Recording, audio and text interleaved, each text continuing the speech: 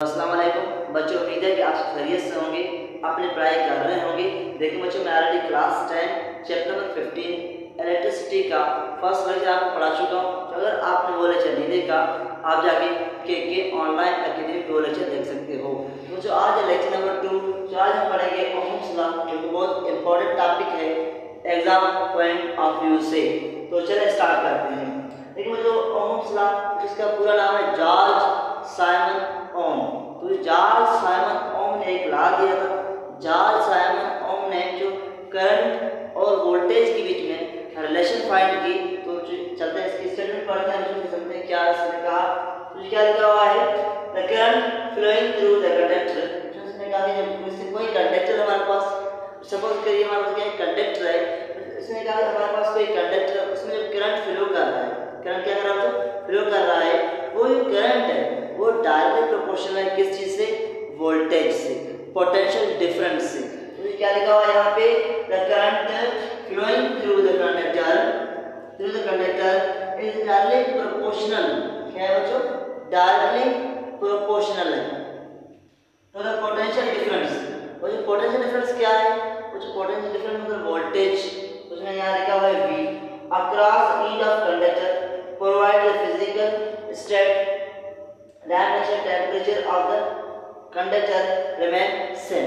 तो यहाँ क्या कह रहा है बच्चों, यहाँ क्या है हमारे पास जो करंट है वो डायरेक्टली प्रोपोर्शनल है किस चीज से, वोल्टेज से। लेकिन बच्चों कुछ फिजिकल कंडीशन वो कांस्टेंट होनी चाहिए, तब हमारे पास जो ओम्स लॉ वैलिड है, अदरवाइज नहीं। तो जो क्या कह रहा है हमारे पास, जो करंट है वो डायरेक्टली प्रोपोर्शनल किस चीज से, वोल्टेज से, पोटेंशियल डिफरेंस। ओके बच्चों, हमारे पास क्या होना चाहिए बच्चों, डायमेंशन जो है वो सेम होना चाहिए।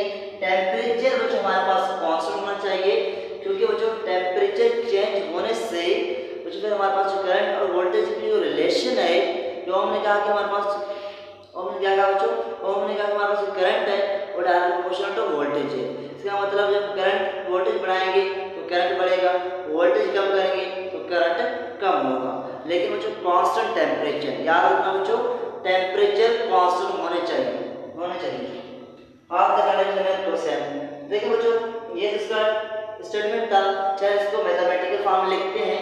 देखिए इसने क्या कहा, ओम्स ने कहा हमारे पास क्या है, देखिए मुझे ओम्स ने क्या कहा बच्चों, ओम्स ने कहा हमारे पास जो करंट है वो करंट डायरेक्टली प्रोपोर्शनल है किस चीज से, जो करंट डायरेक्टली प्रोपोर्शनल है हमारे पास पोटेंशियल डिफरेंस। तो जो मैंने लिखा है I प्रोपोर्शनल टू V। तो जो हम क्या कर रहे हैं, इस प्रोपोर्शनलिटी को खत्म कर रहे हैं। यहाँ क्या देंगे, खत्म करने के बाद यहाँ पे कोई कांस्टेंट देंगे, जो आपको याद होगा। तो जो मैंने यहाँ पे कोई कांस्टेंट रखा, और इस प्रोपोर्शनलिटी खत्म करने के लिए मैंने यहाँ पे कांस्टेंट रखा, आप देख रहे हैं। तो बच्चों यहाँ जो कांस्टेंट रखा गया वो रखा गया K। क्या रखा गया बच्चों, K रखा गया। तो जाहिर है इक्वल क्या हो गया, KV। यहाँ हमारे पास क्या है बच्चों, K कांस्टेंट है। तो K क्या है बच्चों, K हमारे पास है जो K को पढ़ते हैं कंडक्टेंस। तो मैं यहाँ लिख रहा हूँ, इस K को क्या पढ़ेंगे बच्चों, इस K को पढ़ा जाएगा, यहाँ मैं लिख रहा हूँ साइड पे, इस K को हम पढ़ते हैं कंडक्टेंस। क्या मतलब इसको, कंडक्टेंस। तो याद रखना बच्चों हमारे पास K क्या है, K कंडक्टेंस है। जो कंडक्टेंस का मतलब क्या है बच्चों, देखिए हमारे पास एक कंडक्टर है, जो कंडक्टर में क्या करेंगे आपको पता है, कंडक्टर में चार्जेस फ्लो करेंगे। क्या करेंगे, चार्जेस फ्लो करेंगे। तो कंडक्टेंस मतलब flow of charges through a conductor known as conductance. तो यहाँ लिखा हुआ है कंडक्टेंस। लेकिन बच्चों ये कंडक्टेंस है, ये जो कंडक्टेंस आप देख रहे हैं हमारे पास क्या है, ये रेसिप्रोकल है किसका बच्चों, तो जो कंडक्टेंस है ये हमेशा इक्वल होगा 1/r। तो ये कंडक्टेंस हमेशा इक्वल होगा 1/r। जो 1/r के r रेजिस्टेंस, r क्या है बच्चों, r रेजिस्टेंस है, k क्या है, कंडक्टेंस। रेजिस्टेंस क्या है बच्चों, रेजिस्टेंस को जो कहते हैं रुकावट को, जो करंट की फ्लो को जो चीज रोके, जहाँ करंट फ्लो कर रहा है। सपोज करें बच्चों हमारे पास एक कंडक्टर है, इसमें चार्जेस फ्लो कर रहे हैं, करंट फ्लो कर रहा है बच्चों। रेजिस्टेंस बच्चों वो जो करंट की फ्लो को रोके, उस चीज को हम कहेंगे रेजिस्टेंस। ओके बच्चों, रेजिस्टेंस मतलब करंट की फ्लो में रुकावट बच्चों, करंट को फ्लो करने दे उसे क्या कहेंगे, रेजिस्टेंस। मुझे आपको पता है कंडक्टेंस का मतलब क्या, कंडक्टेंस मतलब flow of charges through a conductor, resistance मतलब opposition to the flow of charges, जो चार्ज फ्लो कर रहा है उनको अपोज करना, उनको रोकना। इसका मतलब बच्चों ये दोनों क्या होंगे, ये दोनों रेसिप्रोकल है एक दूसरे को, k = 1/r बच्चों। इसका मतलब जहां k होगा, यहाँ जो आप देखें k, तो जो k किसकी इक्वल 1/r की इक्वल है, इसका मतलब जहां हमारे पास k है वहां मैं रखूंगा 1/r रखूंगा। चलो बच्चों मैं यहाँ रख के देखता हूँ फार्मूला क्या बनेगा हमारे पास। मुझे यहाँ देखिए आप i बच्चों मैं क्या है k के लिए यहाँ पे रख रहा हूँ 1/r और v ये है, मुझे मैंने k की जगह पे 1/r पुट किया, v सेम i सेम। तो देखिए बच्चों इस इक्वेशन को हम ऐसे भी लिख सकते हैं बच्चों, यहाँ बच्चों मैं ये इसको यहाँ समझा रहा हूँ आपको। देखिए बच्चों हमारे पास क्या है, i हमारे पास क्या बना, तो i हमारे पास = 1/r v। मुझे इस r को इस तरफ लेके आऊँ तो क्या होगा बच्चों, ये होगा i r, क्या होगा बच्चों ये i r होगा, यहाँ क्या आएगा v होगा, तो बच्चों v क्या होगा i r होगा। तो बच्चों ये हमारे पास इक्वेशन है, और ये हमारे पास ओम्स लॉ का इक्वेशन है बच्चों।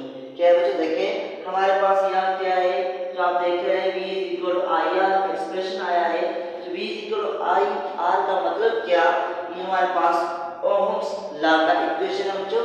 जो एग्जाम में आए, जो अगर एग्जाम में आपसे ये क्वेश्चन पूछे ओम्स लॉ डिफाइन करें, ओम्स लॉ लिखें, तो जो आपको ये सारा डेफिनेशन लिखना है, डेफिनेशन के बाद आपको ये इक्वेशन ड्राइव करना होगा, जैसे कुछ मैंने आपको एक्सप्लेन करके बताया है। लास्ट में आपको ये आंसर निकालना होगा v = i r। देखिए बच्चों i हमारे पास क्या है, आपको पता है करंट, v क्या है वोल्टेज, r क्या है रेजिस्टेंस। तो मैं लिख रहा हूँ यहाँ r क्या है, r हमारे पास यहाँ है रेजिस्टेंस। ठीक बच्चों, v आपको पता है वोल्टेज है, पोटेंशियल डिफरेंस, i आपको पता है करंट है, लेकिन r का आपको पता नहीं, इसलिए मैं यहाँ लिख रहा हूँ r हमारे पास क्या है रेजिस्टेंस। मुझे याद रखना r हमारे पास क्या है रेजिस्टेंस। मुझे मेरे ख्याल में यहाँ तक सारी चीजें क्लियर हुई होंगी। चलिए आगे चलते हैं। देखो जो r का यूनिट क्या है, तो यूनिट निकालते हैं। देखो जो मैं कहता हूँ आपने ये नोट किए होंगे, मैं यहाँ इसको रेज करके आपको समझाऊंगा, इसका यूनिट निकाल सिखाऊंगा, यूनिट कैसे निकालना है रेजिस्टेंस का। तो देखिए बच्चों हमारे पास क्या है, कुछ आप देख रहे हैं हमारे पास इक्वेशन है v = i r। जो अगर r चाहिए तो जो r क्या होगा बच्चों, i सिर्फ आएगा v/i होगा। तो जो r क्या होगा बच्चों, तो आपको पता है v का यूनिट क्या है, v का यूनिट है वोल्ट। जो वोल्टेज का यूनिट क्या है, उसको हम वोल्ट लिखते हैं, या पोटेंशियल डिफरेंस कहें, या वोल्टेज के यूनिट क्या है बच्चों हमारे पास वोल्ट। और बच्चों करंट का यूनिट क्या है, जो आप ऑलरेडी पढ़ा होगा, करंट का यूनिट हमारे पास क्या है एम्पियर है। तो ये मैंने यहाँ लिखा एम्पियर। तो जो रेजिस्टेंस यूनिट क्या है वोल्ट/एम्पियर है। क्या है बच्चों, आप देख रहे हैं रेजिस्टेंस यूनिट वोल्ट/एम्पियर है, लेकिन बच्चों इस वोल्ट/एम्पियर को कहा जाता है ओम।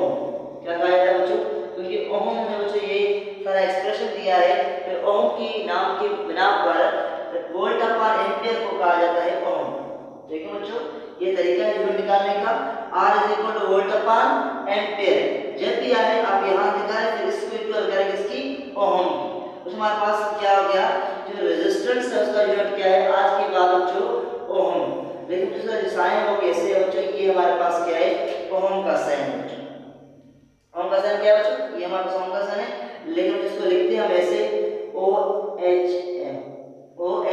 ये हमारे पास क्या हो गया बच्चों, आप देख रहे हैं ये हमारे पास हो गया ओम। तो जो मेरे घर में यहाँ तक आपको क्लियर है, ओम हमारे पास क्या है रेजिस्टेंस का यूनिट है। ओके बच्चों क्लियर है। लेकिन बच्चों ये तो ओम हो गया।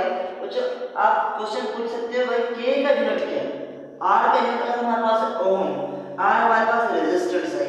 यहाँ हमारे पास k हमारे बुक में गिवन है, k = 1/r है, k का यूनिट क्या होगा वो हमें निकालना होगा। देखिए बच्चों k का यूनिट यहाँ मैं निकाल के साइड में आपको देता हूँ बच्चों। हमारे पास क्या बच्चों आप देखें k का यूनिट क्या होगा बच्चों, k = हमारे पास 1/r। तो जो आप देख रहे हैं k = जो 1/r जो r जो है r आप देख रहे हो हमारे पास ओम, कुछ भी यहाँ आर को ऐसे ओम का सिंबल लेके लिख रहा हूँ। बस ये ओम ऊपर चला जाएगा तो क्या होगा बच्चों, ये ओम ऊपर चला जाएगा, इसके ऊपर क्या आएगा बच्चों, इसके ऊपर ऐसे आएगा बच्चों, क्या हो जो माइनस वन आएगा। दोबारा लिख रहा हूँ, ये हमारे पास क्या हो गया बच्चों, ये ऐसे हो गया माइनस वन। और इसका मतलब बच्चों ओम इनवर्स, बच्चों ओम इनवर्स क्या है, ओम बच्चों हमारे पास है इसका रेजिस्टेंस का यूनिट, लेकिन ओम इनवर्स का यूनिट है वो हमारे पास है कंडक्टेंस का, कंडक्टेंस। तो देखिए बच्चों इसको इंग्लिश में कैसे लिखते हैं ओम इनवर्स को, देखिए बच्चों ओम को आपने OHM लिखा, OHM लिखा, लेकिन बच्चों कंडक्टेंस का यूनिट जब आप लिखो वो हमारे पास क्या पढ़ते हैं बच्चों, इसे या आप ओम इनवर्स पढ़ें या बच्चों आप इसको पढ़ते हैं MHO, याद रखना बच्चों। देखिए बच्चों ये इनवर्स है, इनवर्स होने की वजह से हमने इसका स्पेल भी इनवर्स किया, स्पेल का आर्डर चेंज किया, ये हमारे पास हो गया MHO, वो हमारे पास हो गया। तो बच्चों मेरे ख्याल में आपको यहाँ तक सारी चीजें क्लियर है। अगर कोई डाउट तो मेरे ख्याल में आपको ये सारे यूनिट क्लियर हुआ होगा रेजिस्टेंस का और कंडक्टेंस का। चलिए आगे चलते हैं और उसकी ग्राफ देखते हैं बच्चों। मुझे मैं रेज कर रहा हूँ, उम्मीद है कि आपने नोट किए होंगे। चलिए तो मैं रेज करता हूँ और आपको समझाता हूँ इसके ग्राफ। देखिए बच्चों ओम्स का ग्राफ कैसे बनाते हैं तो उसमें आपको आइडिया हो, मुझे नहीं ख्याल आपने स्टेटमेंट पढ़ा है, आपको आइडिया हुआ होगा ओम्स का ग्राफ क्या होगा। देखिए बच्चों ओम्स का स्टेटमेंट ये है, हमारे पास करंट डायरेक्शन किस चीज का, वोल्टेज से। करंट बढ़ेगा तो वोल्टेज बढ़ेगा, करंट कम होगा तो वोल्टेज कम होगा। तो अगर हमारे पास दो चीज आपस में डायरेक्टली प्रोपोर्शनल हो तो वो जो हमेशा उनका ग्राफ क्या बनेगा बच्चों, हमेशा उनका ग्राफ एक स्ट्रेट लाइन बनेगा। इसका मतलब बच्चों अगर हम इसे ग्राफ बनाएंगे यहाँ पे बच्चों I वर्सेस V का ग्राफ बनाए तो जो ग्राफ कुछ ऐसे बनेगा स्ट्रेट लाइन। जो आप देखते हैं हमारे पास क्या है, ये हमारे पास ओम्स का ग्राफ क्या है बच्चों, ओम्स का ग्राफ एक स्ट्रेट लाइन। पेपर में आ जाए तो आप थ्योरी लिखें और बाद में मैंने आपको समझाया था उसका इक्वेशन वगैरह वो लिखें, उसके लास्ट में आप ये ग्राफ ड्रा करें। ये ग्राफ हमारे पास क्या है ओम्स का ग्राफ बच्चों।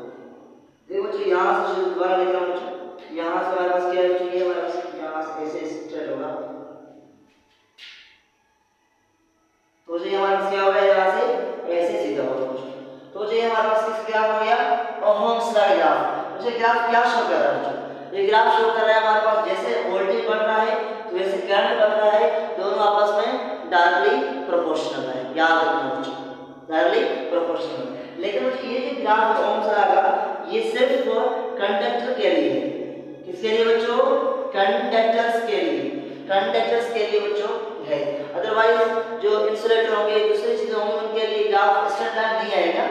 जस्ट हमारे पास जो कंडक्टर होंगे तो जो कंडक्टर को ओमिक सब्सटेंस भी कहते हैं, याद रखना ओमिक सब्सटेंस किसको कहते हैं, ओमिक सब्सटेंस, एक मिनट बच्चों, ओमिक सब्सटेंस किसको कहते हैं, कंडक्टर को कहते हैं बच्चों।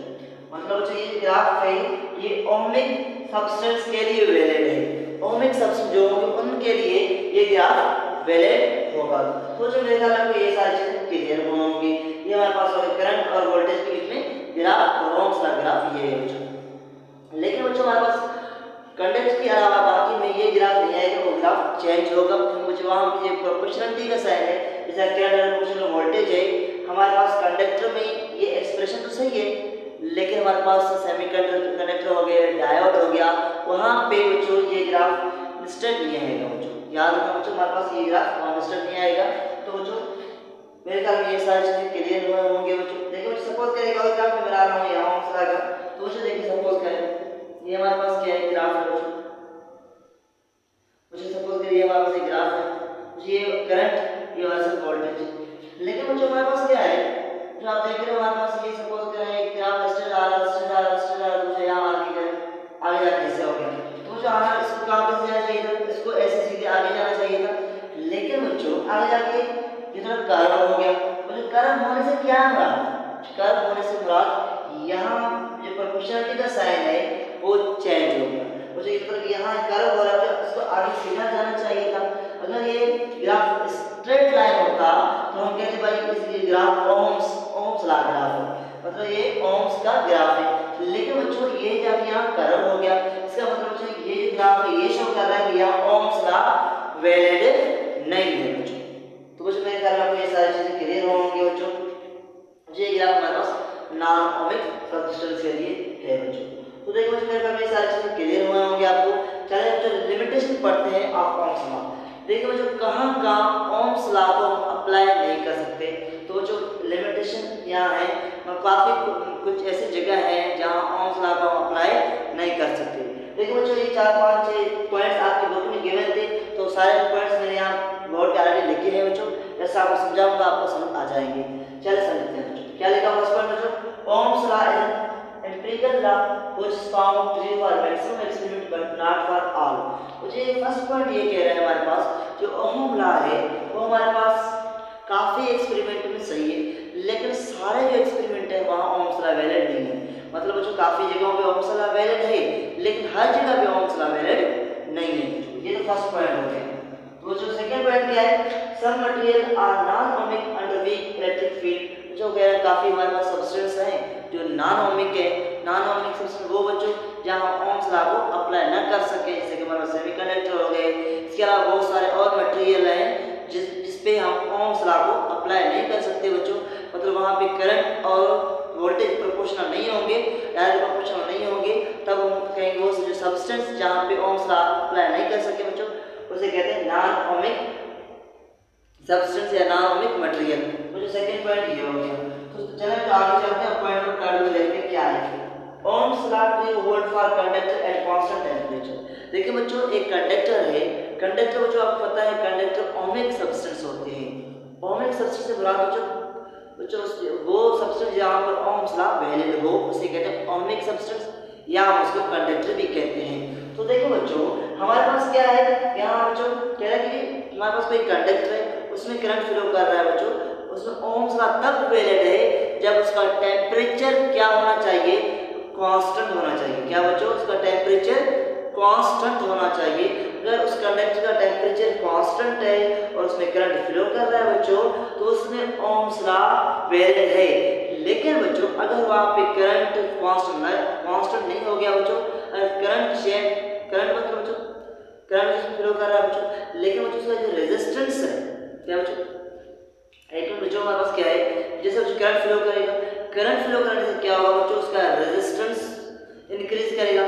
जैसे बच्चों उसका रेजिस्टेंस इंक्रीज करेगा, ओके बच्चों देखिए हमारे पास क्या है, सपोज हमारे पास एक कंडक्टर है, जैसे बच्चों करंट फ्लो कर रहा है, करंट फ्लो करने से क्या होगा बच्चों, करंट फ्लो करने से कुछ मॉलिक्यूल आपस में कोलाइड करेंगे, कुछ इलेक्ट्रॉन आपस में कोलाइड करेंगे। जैसे कोलाइड करेंगे क्या होगा बच्चों, कोलाइड करने से ये होगा बच्चों हमारे पास जो टेम्परेचर बढ़ेगा, टेम्परेचर बढ़ेगा बच्चों फिर क्या होगा हमारे पास रेजिस्टेंस भी इंक्रीज करेगा। लेकिन बच्चों ओम्स क्या कह रहा है, ओम्स कह रहा है कि रेजिस्टेंस क्या होना चाहिए, कांस्टेंट होना चाहिए। जो रेजिस्टेंस हमारे पास कंडक्टर में तब कांस्टेंट होगा जब हमारे पास टेम्परेचर क्या होना चाहिए, टेम्परेचर कांस्टेंट होना चाहिए। अगर टेम्परेचर कांस्टेंट है तो वहाँ ओम्स लॉ एप्लीकेबल है। तो चलिए आगे चलते हैं बच्चों, Ohm's law is not applicable network circuit. देखिए बच्चों जो नेटवर्क सर्किट है, मतलब बच्चों सर्किट जहाँ बहुत सारे कंपोनेंट लगे हों वहाँ ओम्स लॉ वैलिड नहीं है बच्चों, नेटवर्क सर्किट में ओम्स लॉ वैलिड नहीं है। चलिए आगे चलते हैं बच्चों, Ohm's law does not apply directly to capacitor inductor circuit. बच्चों ओम्स लॉ को डायरेक्टली हम कैपेसिटर, जो कैपेसिटर आपने पढ़ा होगा, इंडक्टर जो हमारे पास क्या कंपोनेंट है कि सर्किट का, जो कैपेसिटर भी एक सर्किट कंपोनेंट है, जो अगर सर्किट में कैपेसिटर भी लगा हो इंडक्टर भी लगा हो वहाँ पे डायरेक्टली हम ओम्स लॉ को अप्लाई नहीं कर सकते। इसका मतलब ये क्या है, लिमिटेशन है, मतलब यहाँ ओम्स लॉ अप्लाई नहीं हो सकता। आगे चलते हैं बच्चों, VI graph of ohmic conductor is not really straight like it does show some variation। मुझे ये कह रहा है कि हमारे पास जो कंडक्टर्स हैं, कंडक्टर्स जो आपको पता है कंडक्टर्स क्या है, ओमिक सब्सटेंस जहाँ ओम्स लॉ वैलिड हो। लेकिन बच्चों कह रहा है कि हमारे पास काफ़ी परसेंट जो कंडक्टर हैं तकरीबन उनमें ओम्स लॉ वैलिड है, लेकिन कुछ ऐसे कंडक्टर भी हैं जहाँ पे ओम्स लॉ का ग्राफ है वो क्या आना चाहिए कंडक्टर में बच्चों, कंडक्टर यहाँ लिखा हुआ है ग्राफ स्ट्रेट आ रहा है। लेकिन बच्चों कह रहे हैं काफ़ी हमारे पास ऐसे कंडक्टर हैं जहाँ Ohm's law graph 100% straight line नहीं आएगा, थोड़ा सा कर्व होगा। इसका मतलब जो ओम्स लॉ 100% वैलिड नहीं है। तो जो उम्मीद है कि मेरे ख्याल में आपको वो जो सारी चीज़ समझ आए होंगे। लेकिन इस तरह हमारे पास जो आपको पढ़ाया हुआ डायोड, तो जो देखिए डायोड आपके बुक में गिवन है, आगे जाके हम पढ़ेंगे, इसको अभी बुक में गिवन है बच्चों, एक अलग टॉपिक गिवन है, वहाँ मैं आपको जल्द समझाऊंगा डायोड क्या है। लेकिन डायोड में बच्चों हमारे पास करंट और वोल्टेज का ग्राफ है वो भी स्ट्रेट लाइन नहीं आएगा, वो एक अलग ग्राफ होगा, वो बाद में आपको पढ़ाऊंगा। तो बच्चों उम्मीद है कि आपको ये सारी चीज़ें समझ आगे होंगे। तो देखिए बच्चों, चलिए हम मिलते हैं नेक्स्ट लेक्चर में बच्चों। नेक्स्ट लेक्चर में हम पढ़ेंगे रेजिस्टेंस। ओके बच्चों, मिलते हैं नेक्स्ट लेक्चर में।